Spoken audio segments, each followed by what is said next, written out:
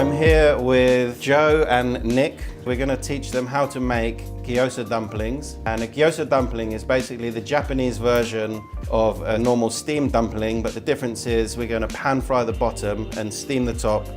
Then when the water evaporates out the pan, the oil that's in the base of it will make it crispy again. Okay, shall we start? We've got these skins here. These are called gyoza skins. Okay. So if we take one each, and I'll show you with the first one what you should be looking for. I don't take them all out the packet at the same time because they get quite dry quite fast, and when you fold them, when they're dry, they're going to crack. I'll put some of this mix on the center here like this. So we're going to pipe it in the middle, slightly along. About that much. That's about 10 grams in each gyoza. And just use your finger, or you can use a brush, and you can just damp the outside, not too wet, just the outside. Pick it up.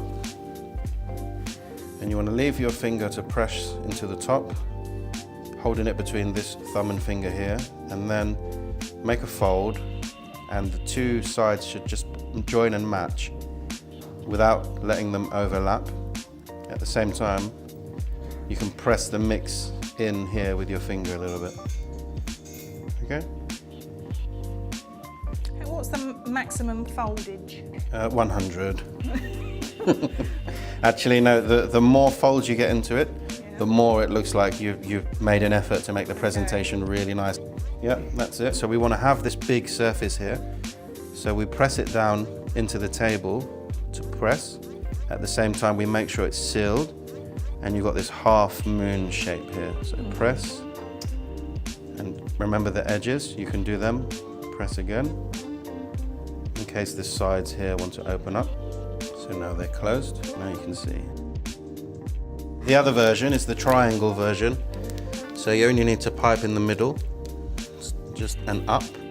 Okay, you want me to do yours for you? Please. Well, that's cheating. No, because he's got the bag It's of good teamwork. stuff. So again, wet the outside, not too much. Otherwise the skin will start to turn back into a soft dough. And then remember, pinch one side up to the halfway line. Oh, I've got this in the bag. Like that. The center here needs to become the center here. So this will be pushed up to here to form a triangle. And before you squeeze it, check your lines are the same size. And once you're happy, then you can close them. You're doing great. Like we did with the edges of the other one, you can also push it down and make sure you've pressed each one closed. Okay? So this is the easier one to make. You could probably make these ones quicker than the teeth ones, as you say. So the mixture's always got to be raw. The pork is cooked in there. It doesn't have to be. You can change the mix whatever you like. You can put in vegetables. It can be vegetarian with tofu inside. I like to add the kick. The restaurant we serve these in is Nikkei cuisine, so we're serving a lot of chili from Peru, coriander, those sort of things. So we've got that sort of taste. But in another restaurant, we do a different one with lobster and even parmesan inside. Anything that you think. It could be even a ravioli mix. So that's exactly how you roll them. I think you've done a really, really, really good job. So now what we need to do is take them over to the stove, and we're going to set up a hot pan. We're going to pan fry them. We're going to have some water ready. We're going to steam the tops. We need a lid, and then the water will need to evaporate. So while Joe cleans down here, we'll go over there and do this. We'll do the easy bit.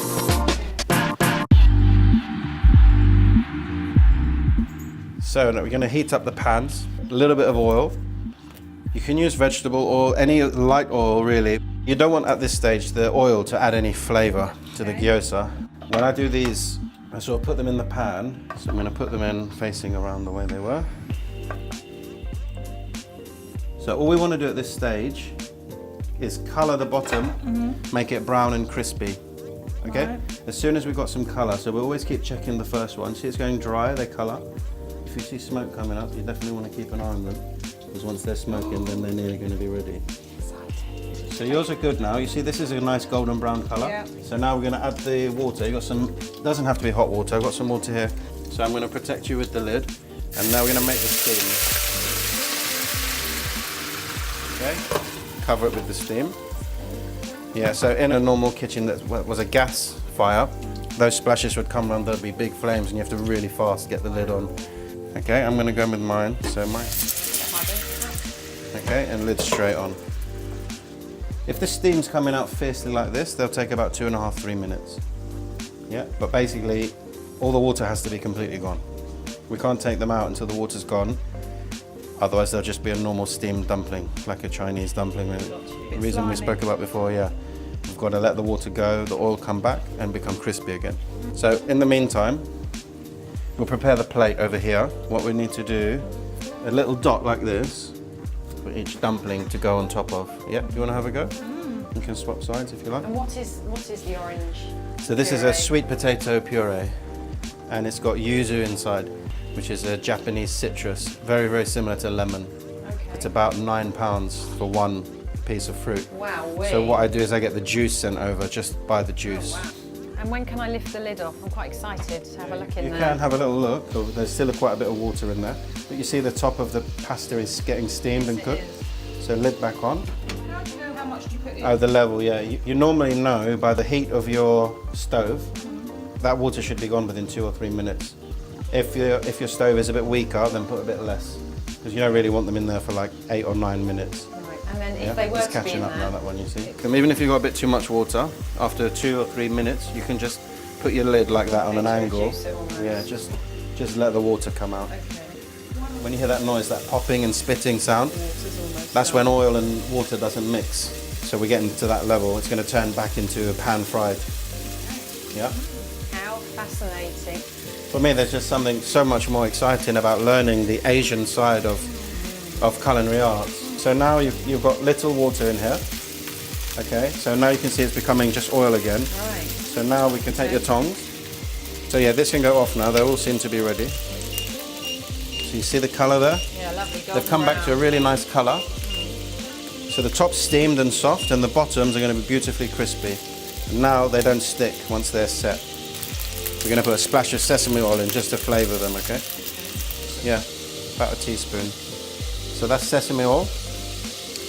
And all you do is you turn that off. You don't want to cook the sesame oil because you're just going to get it burns at a much less temperature. So you smell the difference there. Do you smell the Yeah, sesame oil straight away? Yeah, lovely. You want to turn them over and start to put them on your plate over here so you can see the crispy side of it.